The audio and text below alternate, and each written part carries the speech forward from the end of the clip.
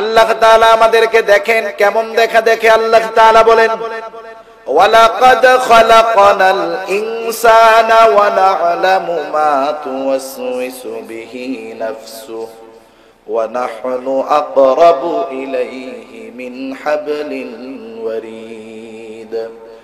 আল্লাহ রাব্বুল আলামিন বলেন ওয়ালাকাদ খালাকনাল ইনসান, আমি আল্লাহ মানুষ সৃষ্টি করেছি, শুধু সৃষ্টি করেছি তা নয়, ওয়া না'লামু মা তুওয়াসওয়িসু বিহি নাফসু, আমি আল্লাহ জানি মানুষের অন্তরের মধ্যে কোন জিনিসে ওয়াসওয়াসা দেয়। বলেন তো ওয়াসওয়াসা দেখা যায় নাকি? জোরে বলেন, দেখা যায়? কিন্তু এই দেখা যায় না, কিন্তু সেই ওয়াসওয়াসার খবর জানে কে? আল্লাহ তাআলা বলেন ও আমার গোলাম, আমি তোমার অন্তরের ওয়াসওয়াসার খবর কেন জানি, এর কারণ শোনো। আল্লাহ তাআলা বলেন ওয়া নাহনু আকরাবু ইলাইহি মিন হাবলিল ওয়ারিদ, আমি তোমার অন্তরের ওয়াসওয়াসার খবর জানার কারণ হলো আমি আল্লাহ তোমার শাহরগের চাইতেও তোমার অধিক নিকটবর্তী। আল্লাহ তাআলা বলেছেন আকরাবু, অধিক নিকটবর্তী। কত নিকটবর্তী? আমি আমার থেকে কত দূর? আপনারা কেউ আছেন জীবনে আয়না ছাড়া নিজের চোখটা দেখছেন? এরকম কেউ আছে? আমার পিঠটা কত কাছে, কিন্তু জীবনেও পিঠটারে দেখতে পারি নাই। এত কাছে থেকেও আমি কমার নিজের কত দূর, অথচ আল্লাহ তাআলা বলেন বান্দা আমি তোমার অধিক নিকটবর্তী, অন্তরের খবরটাও জানি। আল্লাহ তাআলা শুধু অন্তরের খবর জানেন বিষয়টা এমন নয়। আল্লাহ তাআলা এরপরে বলেন إذ يتلقى المتلقيان عن اليمين وعن الشمال قعيد। আল্লাহ তাআলা প্রত্যেকের দুই কাঁধে দুইজন ফেরেশতা নিযুক্ত করে দিয়েছেন, এদেরকে আমরা কিরামান কাতিবিন নামে চিনি। আল্লাহ তাআলা আর এক জায়গায় বলেন কিরামান কাতিবিনা ইয়ালামুনা মা তাফআলুন। আল্লাহ তাআলা বলেন কিরামান কাতিবিন, জানে তোমরা কি করো। তার মানে আমাদের প্রত্যেকটা আমলের ব্যাপারে আল্লাহ তাআলা জানেন। দুই কাঁধের দুইজন ফেরেশতা জানে, আরো একজন ফেরেশতা আল্লাহ তাআলা নিযুক্ত করে রাখছেন যার কাজ হলো কথাগুলো রেকর্ড করা। আল্লাহ বলেন মা ইয়ালফিযু মিন কাওলিন ইল্লা লাদাইহি রাকীবুন আতীদ। মানুষ জবান দিয়ে যা নিক্ষেপ করে, যা বলে, একজন সদতৎপর ফেরেশতা তার প্রত্যেকটা কথা রেকর্ড করে সংরক্ষণ করে। সুবহানাল্লাহ। আমার কথা না আল্লাহর কথা। আমাদের প্রতিটা কর্ম রেকর্ড হয়, প্রতিটা কথা রেকর্ড হয়। শুধু তাই না, এইগুলা আমলনামা আকারে কিয়ামতের দিন প্রত্যেকটা মানুষের কাছে আল্লাহ তাআলা পৌঁছায়া দিবে। কারো আমলনামা ডান হাতে দেওয়া হবে, কারো আমলনামা বুক চিরে পেছন দিক দিয়া বাম হাতে দেওয়া হবে। আল্লাহ তাআলা আমলনামা দেওয়ার পরে বলবেন ইকরা কিতাবাকা কাফা বিনাফসিকাল ইয়াউমা আলাইকা হাসিবা। আল্লাহ তাআলা বলবেন ইকরা কিতাবাক, পড়ো তুমি তোমার আমলনামা, কাফা বিনাফসিকাল ইয়াউমা আলাইকা হাসিবা। আল্লাহ তাআলা বলেন আজকে তোমার নিজের হিসাব নেওয়ার জন্য তুমি নিজেই যথেষ্ট। আমলনামাগুলা পাপীরাও পড়বে, সবাই পড়বে। পড়বে আর বলবে মালি হাদাল কিতাব লা ইউগাদিরু সগীরাতাও ওয়ালা কাবীরাতান ইল্লা আহসাহা। বলবে হায় রে, কেমন কিতাব রে এটা, একটা ছোট গুনাহও বাদ যায় নাই, বড় গুনাহও বাদ যায় নাই। এবার একদল মানুষের অবস্থা এরকম হবে, আমলনামা পড়ার পরেও তার গুনাহকে সে অস্বীকার করবে। ও বলবে আল্লাহ এই আমলনামা মানি না, বরং আমি যাদের দ্বারা গুনাহ করাইছি তারা যদি আমার গুনার ব্যাপারে সাক্ষী দেয় আমি মাইনা নিব। বলেন তো মানুষ গুনাহ করে কি দিয়া? হাত দিয়া, পা দিয়া, চোখ দিয়ে, কান দিয়ে, চামড়া দিয়ে, জবান দিয়ে, ঠিক কিনা বলেন? ও মনে করবে হাত পা চোখ কান না, এরা আবার কেমনে কথা বলবে? এরা যদি সাক্ষ্য দিতে না পারে তাহলে আমি বেঁচে যাব। আল্লাহ তাআলা বলবেন বান্দা ঠিক আছে, শোনো কি হবে সেই দিন। আল্লাহ তাআলা বলেন আল ইয়াউমা নাখতিমু আলা আফওয়াহিহিম ওয়া তুকাল্লিমুনা আইদিহিম ওয়া তাশহাদু আরজুলুহুম বিমা কানু ইয়াকসিবুন।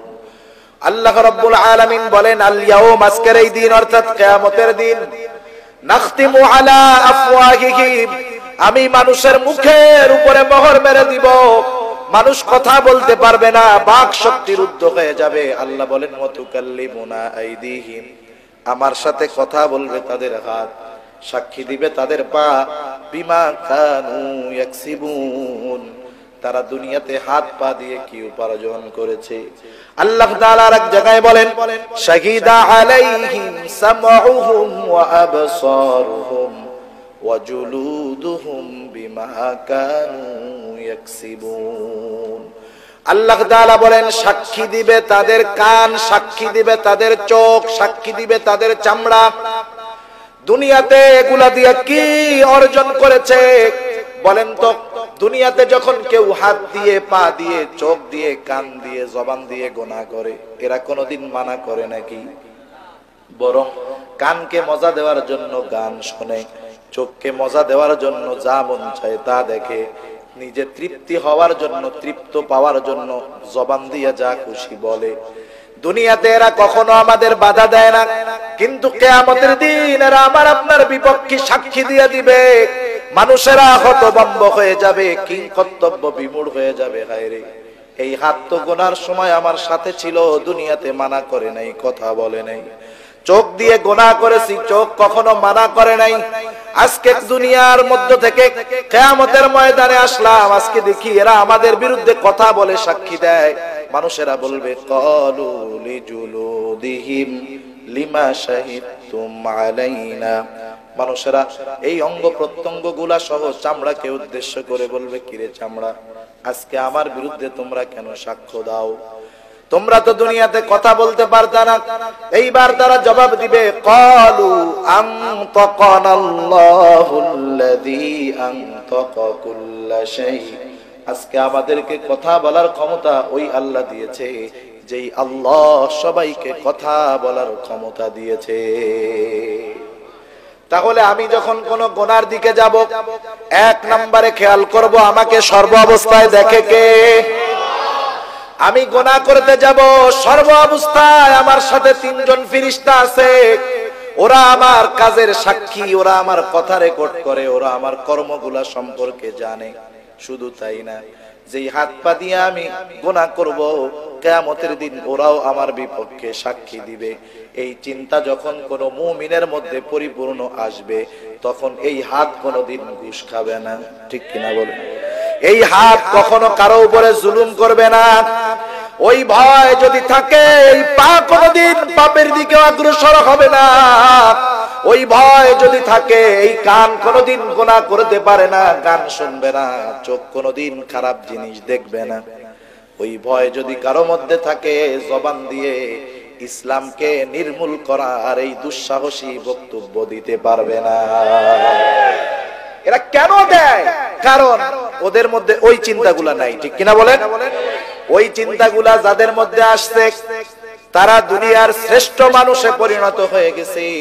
সেজন্য আমরা যদি গুনার থেকে সবর করতে চাই, বাঁচতে চাই, দুনিয়ার আইনের চিন্তা বাদ দিয়ে আল্লাহ প্রদত্ত এই ব্যবস্থাপনাগুলোর দিকে যদি খেয়াল রাখি, গুনার থেকে বেঁচে থাকা আমাদের সহজ হয়ে যাবে। সবরের 3 নম্বর প্রকার হলো সবরুন আনিল মাসায়েব, বিপদ আপদ মুসিবতের মধ্যে সবর। আল্লাহ রাব্বুল আলামিন মুমিনকে দুনিয়ার মধ্যে বিপদ আপদ মুসিবত দিয়ে তার ঈমানের পরীক্ষা করবেন। একটা ছাত্র যত মেধাবী হোক, বলেন তো, সে যদি এসএসসি পরীক্ষা না দেয়, তার মেধার কোনো মূল্যায়ন আছে নাকি? তাহলে পরীক্ষার মাধ্যমে মূলত মেধার মূল্যায়ন হয়। ঈমানের পরীক্ষার মাধ্যমে ঈমানের মূল্যায়ন হবে, কার ঈমানটা কেমন। আল্লাহ তাআলা দুনিয়ার মধ্যে মুমিনের ঈমানের পরীক্ষা নেবেন। আল্লাহ তাআলা বড় দয়াময়, বড় মেহেরবান। আল্লাহ তাআলা পরীক্ষা নেবেন, সাথে সাথে পরীক্ষার সাজেশনও আমাদেরকে জানায়া দিয়েছেন। পরীক্ষাগুলা কোন কোন বিষয়ের নেবেন আল্লাহ তাআলা জানায়া দিলেন। আল্লাহ বলেন, ওয়ালা নাবলুওয়ান্নাকুম বিশাইইম মিনাল খাউফি ওয়াল জু' ওয়া নাকসিম মিনাল আমওয়াল ওয়াল আনফুসি ওয়াস সামারাত। আল্লাহ তাআলা বলেন ওয়ালা নাবলুওয়ান্নাকুম, আমি অবশ্যই অবশ্যই তোমাদের পরীক্ষা নিব। আমরা বললাম আল্লাহ পরীক্ষা কিভাবে নিবেন? আল্লাহ তাআলা বলেন ও আমার ঈমানদার, পরীক্ষা হবে বিশাইইম মিনাল খাউফ, কিছু ভয় ভীতির মাধ্যমে আমি আল্লাহ তোমাদের পরীক্ষা নিব। এরপরে আল্লাহ তাআলা বলেন ওয়াল জু', ক্ষুধা তথা অভাব দারিদ্রতার মাধ্যমে আমি আল্লাহ তোমাদের পরীক্ষা নিব। এরপরে আল্লাহ বলেন ওয়া নাকসিম মিনাল আমওয়াল, আমি আল্লাহ মালের ক্ষতির মাধ্যমে তোমাদের পরীক্ষা নিব। এরপরে আল্লাহ তাআলা বলেন ওয়াল আনফুস, তোমার জীবনের ক্ষতির মাধ্যমে, জানের ক্ষতির মাধ্যমে আমি আল্লাহ পরীক্ষা নিব। মুফাসসিরিনে কেরাম বলেন এই জানের ক্ষতি নিজেরও হতে পারে, নিজের প্রিয়জনেরও হতে পারে। মনে করেন একজন বহু দূর থেকে সাইকেল চালায়া ওয়াজ মাহফিল শুনতে আসছে, নসিব খারাপ, যাওয়ার সময় সাইকেল থেকে পড়ে পায়ে ব্যথা পেল, পাটা ভেঙে গেল। একদল মানুষ ওরে বলবে গেছিলা কই? বলবে ওই জায়গায় ওয়াজ শুনতে গেছিলাম, আসতে সময় পুইড়া যায় ঠ্যাং ভেঙে গেছে। এইবার ওই লোকগুলা তারে বলবে এই জন্যই তো রাতের বেলায় আমরা ওয়াজ শুনতে যাই না, ঠিক না? যাইও আবার আরেক মাহফিলে যাইও, বাকি ঠ্যাং যেটা আছে ওইটাও ভাঙ্গে হাতা করে নিয়ে আইসো। মুমিন বান্দা বলেন তো এই যে পাটা ভাঙলো খারাপ কাজে না ভালো কাজে? মুমিন বান্দা ভালো কাজে বিপদ হয়েছে আসতে গিয়া ও নিজের অন্তরকে সান্ত্বনা দিবে, আল্লাহ আমি তো নেকের কাজে গিয়েছিলাম, নিয়ত আমার পরিশুদ্ধ ছিল। আল্লাহ কিয়ামতের ময়দানে আমার কোনো আমল যদিও কাজে না লাগে, এই বিপদটাকে কেন্দ্র করে হলেও আল্লাহ আপনি আমাকে সেদিন মাফ করে দিয়ে, হতে পারে এটা তার নাজাতের কারণ হবে। সেজন্য মাঝে মধ্যে আল্লাহ তাআলা নিজের জানের ক্ষতি দিয়া পরীক্ষা নেন, দেখি বান্দা আমি আল্লাহকে দোষ দেয় কিনা। আবার আল্লাহ তাআলা মাঝে মধ্যে প্রিয়জনের জীবন নিয়ে আল্লাহ তাআলা পরীক্ষা করেন। একজনকে আল্লাহ তাআলা সন্তান দিয়েছে 10 বছর পরে, কলিজার টুকরা সন্তান, 2 বছর বয়স, আব্বু ডাকে আম্মু ডাকে, অন্তরটা শান্ত হয়ে যায়। হঠাৎ করে আল্লাহ তাআলা এই কলিজার টুকরা 10 বছর পরে আসলো সন্তান, 2 বছর বয়স, আল্লাহ তাআলা দুনিয়া থেকে নিয়ে গেল। এইভাবে আল্লাহ তাআলা প্রিয়জনের জানের ক্ষতি দিয়া পরীক্ষা করেন, দেখি এই সন্তানের মৃত্যুতে সে আমি আল্লাহকে দোষারোপ করে কিনা। আবার আল্লাহ তাআলা বলেন ওয়াস সামারাত, ফসলের ক্ষতির মাধ্যমে আমি আল্লাহ তাআলা তাদের পরীক্ষা নেই। একজন সুন্দর পরিশ্রম করে একটা জমিনে চাষাবাদ করলো, মেহনতের শেষ একেবারে লাস্ট সময় আইসা দেখে ধান পেকে গেছে। তার এখন চিন্তা ধানের যে পরিস্থিতি, আগামী দিন সকাল বেলা গিয়া কয়েকজন লোক নিয়ে ধানগুলা কেটে আনবো। ফলন হয়েছে বাম্পার ফলন, আগামী 1 বছর যা খরচ দরকার তাও হবে, ঋণ যা আছে তাও শোধ হবে। এই নিয়ত কইরা বাড়িতে আইসা রাতের বেলা ঘুমাইলো। হঠাৎ করে মেঘের গর্জন, সাথে সাথে শিলা বৃষ্টি। বলেন তো ধানের উপরে যদি শিলা বৃষ্টি পড়ে, ওই ধান তো যায়, খড়েরও উপযুক্ত ওইগুলা থাকে না। নেককার বান্দা কি করবে? মুমিন বান্দা আল্লাহরে দোষ দিবে? আল্লাহ তাআলা পরীক্ষা করতে চান, কারণ তাকদীরের ভালো মন্দ সব কার তরফ থেকে আসে? ঈমানের 6 ভিত্তির একটি হলো ওয়াল কদরি খাইরিহি ওয়া শাররিহি মিনাল্লাহি তাআলা। তাকদীরের ভালো মন্দ এক কথায় গোটা জিন্দেগীর যত কল্যাণ অকল্যাণ সব আল্লাহর তরফ থেকেই আসে। এগুলা বিপদ আপদ মুসিবত, মুমিন এই বিপদ আপদ মুসিবতে সবর করবে। কি করবে? খেয়াল দিয়া কথাগুলা শুনবেন অল্প সময়। এখন তাহলে এই বিপদ যদি হয় তাহলে কি আমরা বসে থাকবো? পা যদি ভেঙে যায় চিকিৎসা না করায়া ঘরে কি বসে থাকবো? না, ইসলাম এমনটা বলে নাই। বরং আল্লাহর নবী বলছে তোমরা যদি অসুস্থ হও চিকিৎসা করাও। বিপদ আপদ মুসিবতে বৈধ পন্থা অবলম্বন করা। কিন্তু সুদখোরের কাছে সুদে টাকা আনতে গেলে অসুবিধা আছে না নাই? এই বিষয়গুলা খেয়াল রাখতে হবে। বিপদ আপদ মুসিবতে বৈধ পন্থায় বিপদ থেকে উত্তীর্ণ হওয়ার প্রচেষ্টা করতে হবে। কিন্তু যেই পন্থা যেই পদ্ধতি অবলম্বন করে বিপদ থেকে বাঁচার চেষ্টা করব, ওইটার উপরে তাওয়াক্কুল করা যাবে না। তাওয়াক্কুল থাকবে কার উপর? আরো জোরে বলেন কার উপর? চেষ্টা করব বৈধ পন্থায়, তাওয়াক্কুল থাকবে আল্লাহর উপর। যেমন একটা যুবক হসপিটালের মধ্যে গভীর রাত্রে নফল নামাজ আদায় করে দীর্ঘ সময় মোনাজাতের মধ্যে কান্নাকাটি করে, আর একজন মুরব্বী যুবকটাকে জিজ্ঞাসা করে, যুবক রে, এত দীর্ঘ সময় তুমি দোয়া করলা, কান্নাকাটি করলা, কারণটা কি? যুবক এইবার বলে, চাচা, আমার মা অপারেশন থিয়েটারের মধ্যে রয়েছে, আল্লাহর কাছে দোয়া করলাম, আল্লাহ আমার মার অপারেশনটা যেন সাকসেস হয়, আপনিও একটু দোয়া কইরেন যাতে করে আল্লাহ তাআলা আমার মার অপারেশনটা সাকসেসফুল করে দেয়। বলেন তো, অপারেশন কি আল্লাহ করে নাকি ডাক্তার করে? ডাক্তার অপারেশন করে, কিন্তু ডাক্তার অপারেশন সাকসেস করতে পারে না, করে কে? এই দুইটা জিনিস আমাদের ঠিক রাখতে হবে। আমি দুনিয়ার বৈধ পদ্ধতি বিপদ থেকে উদ্ধার হওয়ার জন্য প্রয়োগ করব, ব্যবস্থা নিব, কিন্তু চিকিৎসা করব, চিকিৎসা এবং চিকিৎসা সামগ্রীর উপরে আমার তাওয়াক্কুল থাকবে না। মূলত তাওয়াক্কুল ভরসা থাকবে আল্লাহর উপর। আর আল্লাহ তাআলা ওই কথাই বলেন, ওয়া মান ইয়াতাওয়াক্কাল আলাল্লাহি ফাহুয়া হাসবুহ। আল্লাহর উপরে যে তাওয়াক্কুল রাখে, আল্লাহ তাআলা তার জন্য যথেষ্ট হয়ে যায়। আবার আল্লাহ তাআলা বিপদ আপদ মুসিবতে পড়লে কি করব তাও শিখায়া দিছে। আল্লাহ তাআলা মুমিনদেরকে উদ্দেশ্য করে বলে, হে ঈমানদারেরা, ইস্তাঈনু, বিপদ আপদ মুসিবতে সাহায্যের প্রয়োজন, তোমরা দুনিয়ার কারো কাছে সাহায্য চাওয়ার আগে আমি আল্লাহর কাছে সাহায্য চাও। আমরা বললাম, আল্লাহ আপনার কাছে সাহায্য চাইবো কেমনে?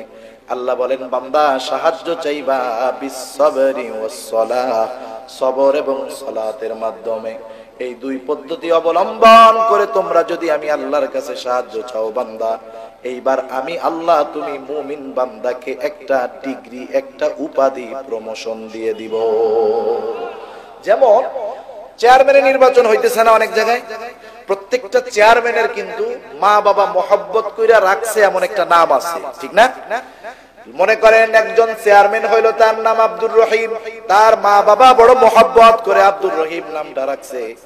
এই চেয়ারম্যান নির্বাচিত হওয়ার পর আপনি যদি তারে ডাক দেন, ওই আব্দুর রহিম সাহেব এদিকে আসেন, চেয়ারম্যান নাম ধরে ডাক দিছেন আব্দুর রহিম, বলেন তো এই আব্দুর রহিম ধরে নাম ধরে ডাক দেওয়ার কারণে চেয়ারম্যান খুশি হবে নাকি বেজার হবে? বেজার হবে চেয়ারম্যান। কিন্তু আপনি যদি তারে ডাক দেন, ও চেয়ারম্যান সাহেব, খুশি হবে না বেজার হবে?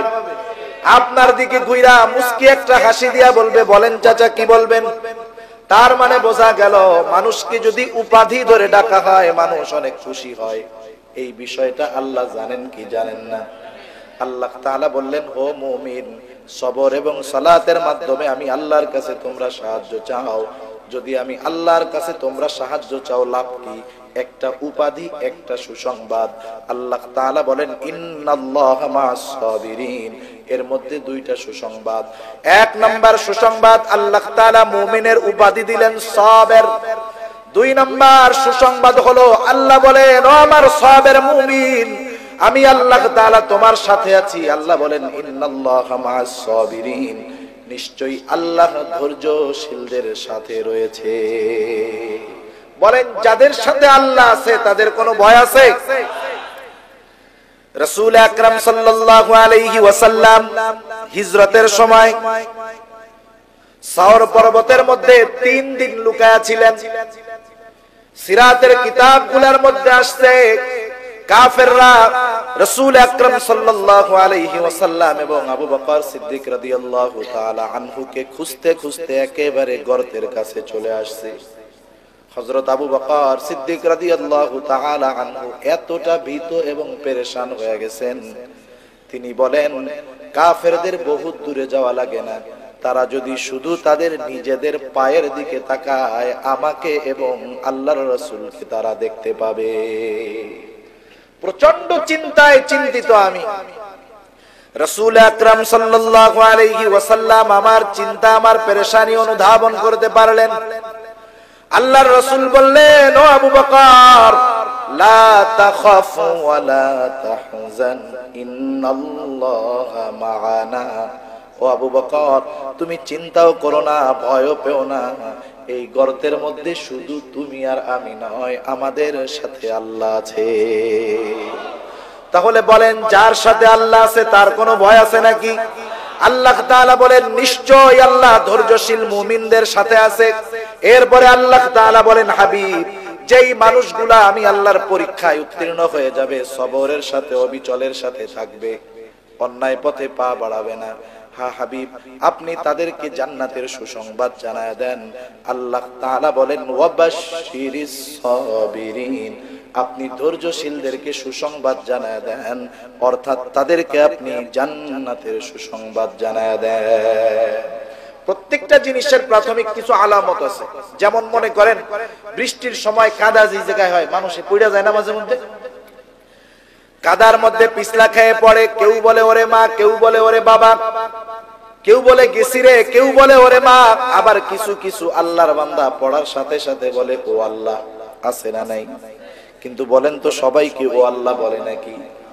সবাই আল্লাহর নাম জবান দিয়ে বের করতে পারে না, কারণ ওই বিপদের মুহূর্তে তার কাছে সবচাইতে আশ্রয়ের ভরসার স্থল যিনি হয়, তার নামটাই তার জবান দিয়ে বের হয়, ঠিক কিনা বলে?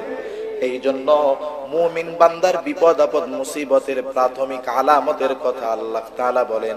আল্লাহ বলেন, হাবিব, ওই সমস্ত সওয়াবের মুমিনদেরকে আপনি জান্নাতের সুসংবাদ জানায়া দেন। তারা কারা?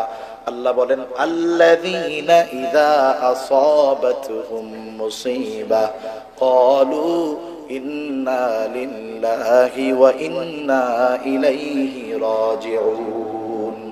আল্লাহ তাআলা বলেন, আল্লাযীনা ইযা আসাবাতুহুম মুসিবা, যাদের উপরে বিপদ আপদ মুসিবত পতিত হলে তারা বলে ইন্না লিল্লাহ, নিশ্চয়ই আমরা আল্লাহর জন্যই, ওয়া ইন্না ইলাইহি রাজিউন, আমরা আল্লাহর কাছেই আবার ফিরে যাব।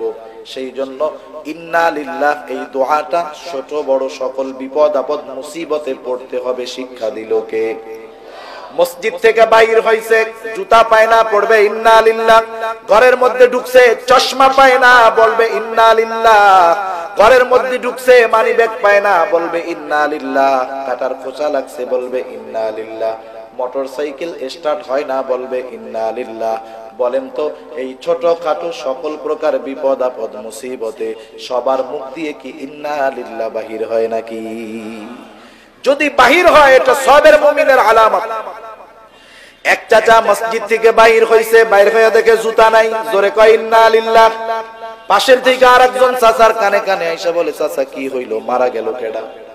ধরবে আমার জুতা হারাই গেছে, এই জন্য ইন্না লিল্লাহ কইতেছে।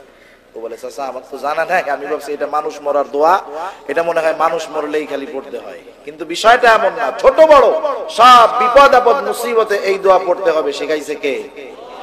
একটা ঘটনার একটা হাদিস বলে আমি আলোচনা শেষ করে দিব। রাসূল আকরাম সাল্লাল্লাহু আলাইহি ওয়াসাল্লামের একজন সহধর্মিনী, তার নাম হলো উম্মে সালামা রাদিয়াল্লাহু তাআলা আনহা। উম্মে সালামা রাদিয়াল্লাহু তাআলা আনহা আল্লাহর রাসূলের সাথে বিবাহের পূর্বে তার স্বামী ছিলেন আবু সালামা। দুইজন ঈমান আনছে, দুজনের মধ্যে বিবাহ হলো। পরিবারের অন্যান্য আত্মীয় স্বজন কারো সাথে তাদের সম্পর্ক তেমন নাই। দুইজনের জিন্দেগি ভালোই চলতেছে। ইতিমধ্যে আল্লাহ তাআলা তাদেরকে দুইটা সন্তানও দান করলেন। উম্মে সালামা রাদিয়াল্লাহু তাআলা আনহা বলেন, আমি ঘরের মধ্যে আবু সালামার সন্তান এবং সম্পদের দেখাশোনা করতাম, আর আবু সালামা বাহিরে গিয়ে জীবন উপকরণ সংগ্রহ করত এবং রাসূলুল্লাহ সাল্লাল্লাহু আলাইহি ওয়াসাল্লামের দরবারে গিয়ে বসতো। আল্লাহর নবীর দরবার থেকে যা কিছু শিখে আসতো, বাসায় আসার পরে আমাকে আবার সেইগুলা শিখায়া দিত। একদিন আবু সালামা রাসূলুল্লাহ সাল্লাল্লাহু আলাইহি ওয়াসাল্লামের দরবার থেকে আসলেন, চেহারাটা হাস্য উজ্জ্বল দেখা যায়। আমি জিজ্ঞাসা করলাম, ও আবু সালামা, আজকে কেন তোমার চেহারাটা এত সুন্দর দেখা যায়, হাস্য উজ্জ্বল মনে হয়, কারণটা কি? আবু সালামা বলে, ও উম্মে সালামা, আজকে আমাদেরকে রাসূলুল্লাহ সাল্লাল্লাহু আলাইহি ওয়াসাল্লাম এমন একটা আমল শিখিয়ে দিয়েছে, বিপদ আপদ মুসিবতে ওই আমলটা যদি কেউ করে, বিপদের মাধ্যমে সে যা হারাবে আল্লাহ বিপদ থেকে উদ্ধার তো করবেই, বিপদের মাধ্যমে সে যা হারাবে তার চাইতে উত্তম বস্তু আল্লাহ তাকে দিয়ে দিবে। দোয়াটা শিখা রাখছে উম্মে সালামা। ইতিমধ্যে উহুদের যুদ্ধের দামামা বেজে গেল, সবার সাথে আবু সালামা উহুদের ময়দানের দিকে রওনা হয়ে গেল। ওই সময় উম্মে সালামার গর্ভে আরো একটা সন্তান আছে, দুইটা সন্তান দুনিয়ায়, আর একটা সন্তান পেটে। আবু সালামা উহুদের ময়দানে চলে গেল। এক বর্ণনায় আসছে আবু সালামা উহুদের ময়দানে শাহাদাত বরণ করলো, আর এক বর্ণনায় আসছে প্রচন্ড রকমের আহত হয়ে গেল আবু সালামা। একদিন উম্মে সালামা রাদিয়াল্লাহু তাআলা আনহা ঘরের কাজ করতেছে, হঠাৎ একটা লোক দৌড়িয়ে এসে বলে, ও উম্মে সালামা, তোমার স্বামী আবু সালামা আর দুনিয়াতে নাই, মৃত্যুর সংবাদ তাকে দেওয়া হলো। বলেন তো, যেই স্বামী স্ত্রী তারা দুইজন আর তাদের সন্তান ছাড়া দুনিয়াতে কারো সাথে সম্পর্ক নাই, এইরকম কোন মহিলার দুইটা সন্তান পেটে আর একটা সন্তান, এই সময় যদি তার কাছে তার স্বামীর মৃত্যুর খবর দেওয়া হয় কি হবে? ও তো চিৎকার করবে, স্ট্রোক করবে, মারা যাবে, ঠিক কিনা বলেন? মারা না গেলেও মাথার চুল চাপড়াবে, দেয়ালে মাথা ঠুকাবে, আর আল্লাহর ব্যাপারে অভিযোগ দায়ের করবে, আর বলবে, আল্লাহ দুনিয়াতে আপনি কি আর কাউরে পান নাই? আমার দুইটা ইয়াতিম সন্তান, পেটের মধ্যে আর একটা সন্তান, এদের কি হবে? আয় আল্লাহ, আপনি এত বড় জালেম, এই ইয়াতিমদের জন্য আপনার কি একটু মায়াও হয় নাই? বলেন তো, এই ধরনের কথাগুলা বলবে কি বলবে না?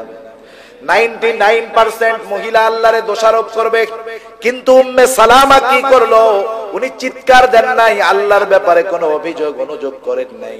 সংবাদটা আসার সাথে সাথে তিনি পড়লেন, ইন্না লিল্লাহি ওয়া ইন্না ইলাইহি রাজিউন। আল্লাহর নবী সাথে আরেকটু দোয়া শিখায়া দিয়েছেন। আল্লাহর নবী শিখায়া দিয়েছেন, তোমরা এইটা বলার পরে বলবা, আল্লাহুম্মা আজুরনি ফি মুসিবাতি ওয়া আখলুফ লি খায়রাম মিনহা। এই দোয়ার মাধ্যমে বলা হয়, আল্লাহুম্মা আজুরনি ফি মুসিবাতি, হায় আল্লাহ আমি যেই বিপদে পড়েছি এই বিপদ থেকে আপনি আমাকে উদ্ধার করেন। শুধু বিপদ থেকে উদ্ধার করবেন তা নয়, এরপরে বলা হয় ওয়া আখলুফ লি খায়রাম মিনহা, এই বিপদের মাধ্যমে আমি যা হারিয়েছি তার চাইতে উত্তম বস্তু আপনি আমাকে দিয়া দেন। উম্মে সালামা ইখলাসের সাথে মুসিবতের সময় এই দোয়া করলেন। ইতিমধ্যে গর্ভের সন্তান দুনিয়াতে ভূমিষ্ঠ হয়ে গেল। তিনটা সন্তান নিয়ে স্বামীবিহীন একটা মহিলার জীবন যাপন করা কতটা কষ্টের। উম্মে সালামা কষ্ট এবং অভাবের মধ্যে জীবন যাপন করতেছে।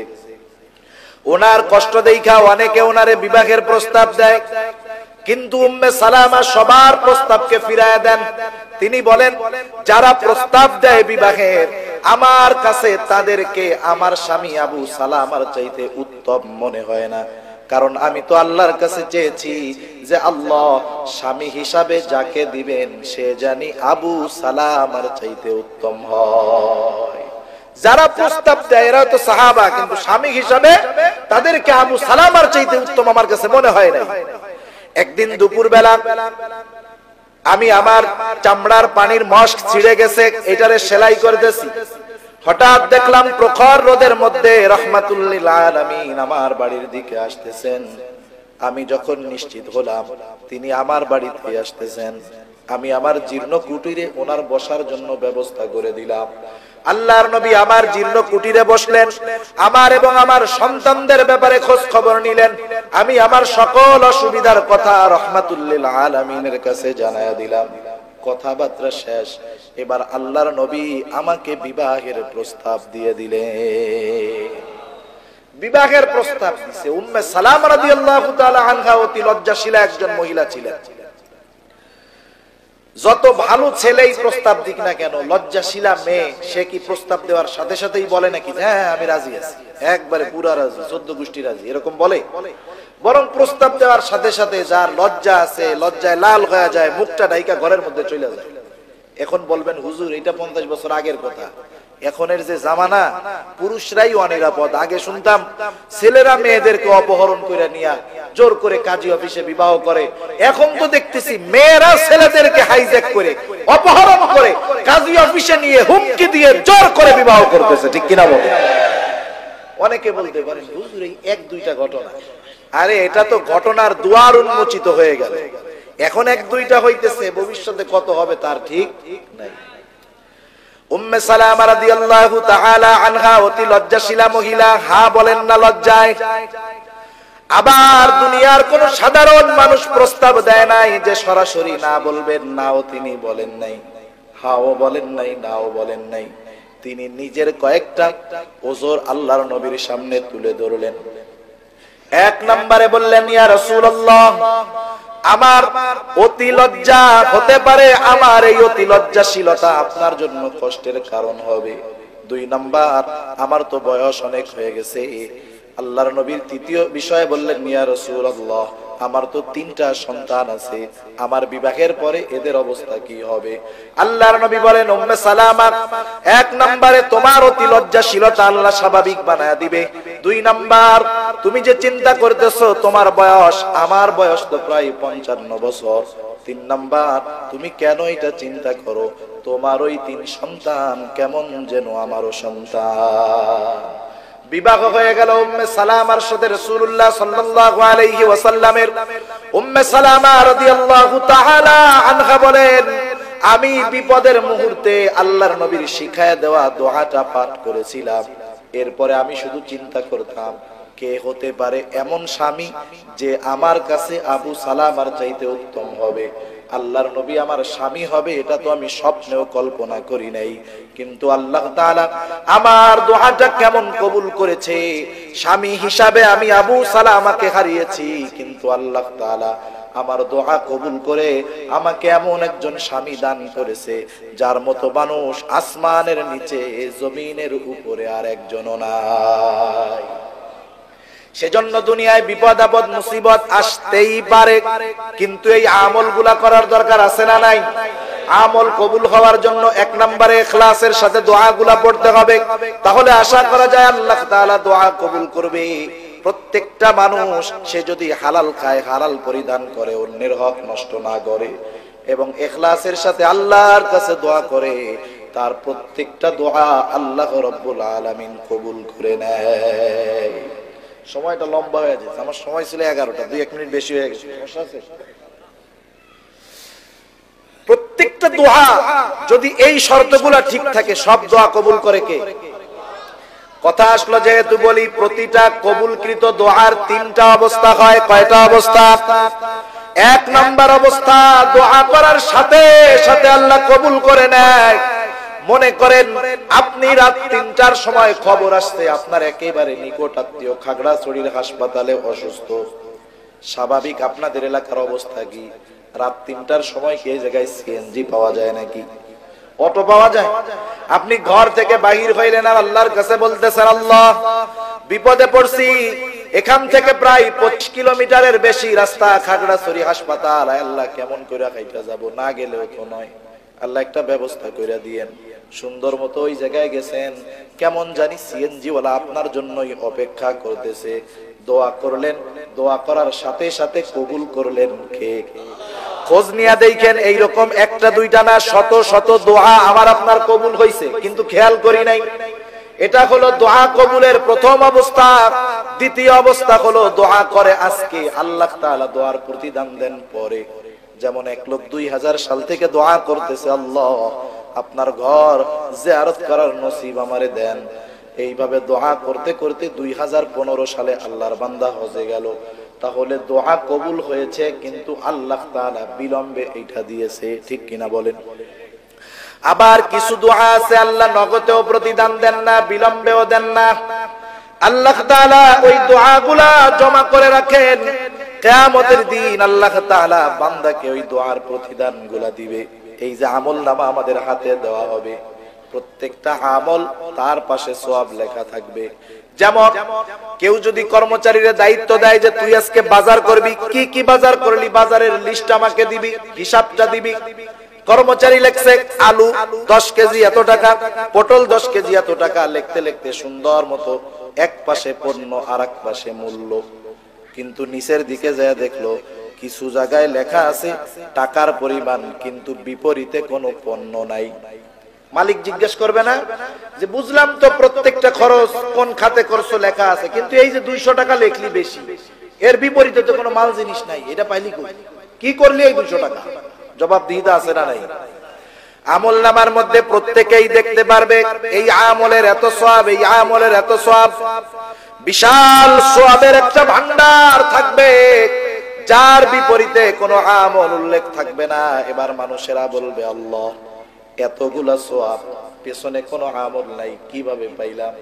আল্লাহ তাআলা বলবে বান্দারে দুনিয়ার মধ্যে তুমি মনে করতা আমি আল্লাহ তোমার দোয়াগুলা কবুল করি নাই। বান্দা দোয়া কবুল করেছি ঠিক, সেইটা তোমাকে দুনিয়াতে দেই নাই, কারণ ওইটা যদি দুনিয়াতে দিতাম তুমি মনে করতেছো তোমার কল্যাণ হতো, আসলে তোমার অকল্যাণ হতো।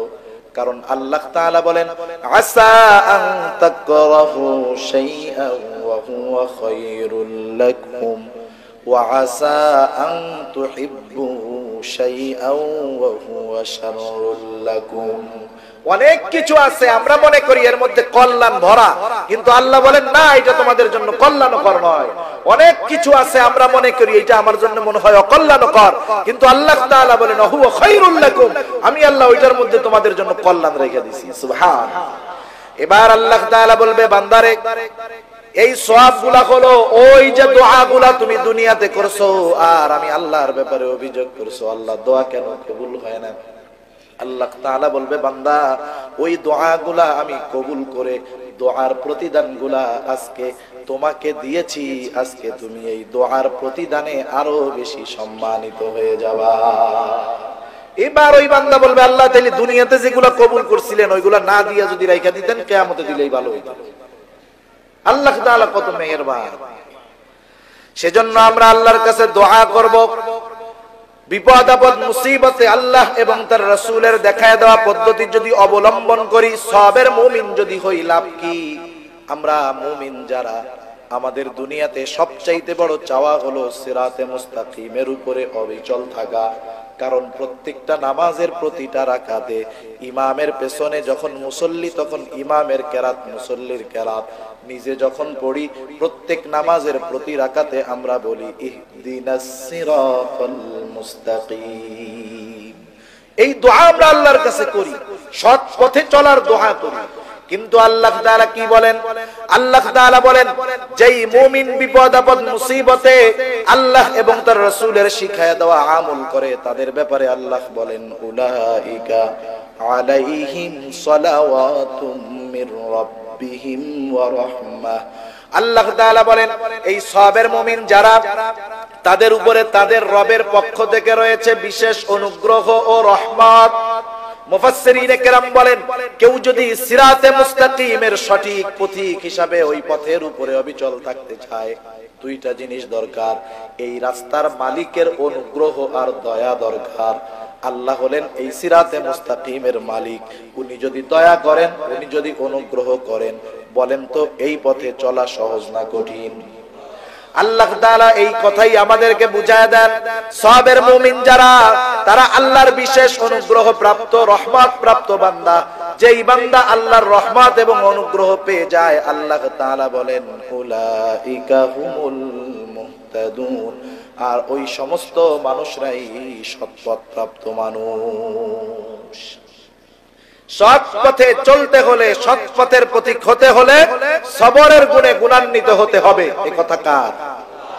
এই জন্য আল্লাহ তাআলা মুমিনদেরকে সফল মুমিন হওয়ার প্রথম গুণের কথা বলেন বান্দা ইসবিরু, সবর করো, ইবাদতের মধ্যে সবর করো, গুনার থেকে বাঁচে সবর করো, বিপদ আপদ মুসিবতের মধ্যে সবর করো।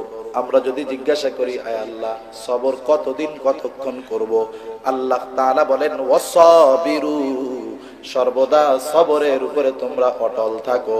3 নাম্বার আল্লাহ তাআলা বলেন ওয়ারাবিতু, সর্বদা জিহাদের জন্য প্রস্তুত থাকো। 4 নম্বরে আল্লাহ তাআলা বলেন ওয়াত্তাকুল্লাহ, তোমরা আল্লাহ তাআলাকে ভয় করো। তাহলে কি হবে? এই চারটা গুণ মুমিন যদি তুমি গুণান্বিত হতে পারো, এই চারটা গুণ যদি তুমি নিজের মধ্যে আনতে পারো, লাআল্লাকুম তুফলিহুন। লাআল্লা যদি কালামে হাকিমের মধ্যে আসে, নিশ্চয়তার অর্থ দেয়, তার মানে অর্থ হবে যেই মুমিন এই চারটি গুণে গুণান্বিত হবে, আল্লাহ বলেন সেই মুমিন সফল মুমিন হয়ে যাবে। আমরা সবাই সফল মুমিন হইতে চাই না? কারা চাই? একটু হাত উঁচা করি। নারায়ে তাকবীর, নারায়ে তাকবীর। মাশাআল্লাহ, হাত নামান। সফলতা কোথায় গেলে? জোরে বলেন। সফলতা জান্নাতে গেলে। আর আল্লাহ বলেন মুমিন এই চার গুণে গুণান্বিত হও, আমি আল্লাহ গ্যারান্টি দিলাম তুমি সফল মুমিন হবা, তুমি জান্নাতি মুমিন হবা। আল্লাহ তাআলা আমাদের সবাইকে এই চার গুণে গুণান্বিত হওয়ার তৌফিক দান করুক। সবাই বলি আমিন। ওয়া আখিরু দাওয়ানা আলহামদুলিল্লাহি রাব্বিল আলামিন।